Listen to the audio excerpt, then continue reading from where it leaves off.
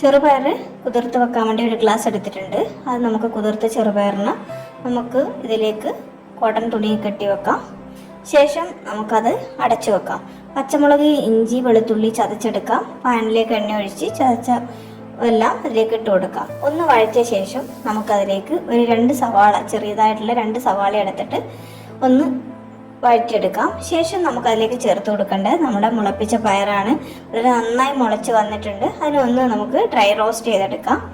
ഒന്ന് dry roast ചെയ്ത ശേഷം നമുക്കതിലേക്ക് കുറച്ച് ഉപ്പും കൂടി ചേർത്ത് കൊടുക്കണം. പിന്നീട് 1 ടീസ്പൂൺ മുളക് പൊടി, 1/2 ടീസ്പൂൺ മഞ്ഞൾപ്പൊടി, മല്ലിപ്പൊടി എല്ലാം ചേർത്ത് നന്നായിട്ടൊന്ന് ഇളക്കി യോജിപ്പിക്കാം. ശേഷം അതിലേക്ക് ഒരു തക്കാളി, മീഡിയം വലിപ്പമുള്ള തക്കാളി ഇട്ട് കൊടുക്കാം. ശേഷം ഉപ്പ് ആവശ്യാനുസരണം ഇട്ട് കൊടുത്തതിന് ശേഷം കുറച്ച് വെള്ളം കൂടി ചേർത്ത് കൊടുക്കാം. ശേഷം അതിലേക്ക് കുറച്ച് മല്ലിയില ഇട്ട് നമുക്ക് ചപ്പാത്തിയുടെ കൂടെ കഴിക്കാമല്ലോ. വളരെ നന്നായി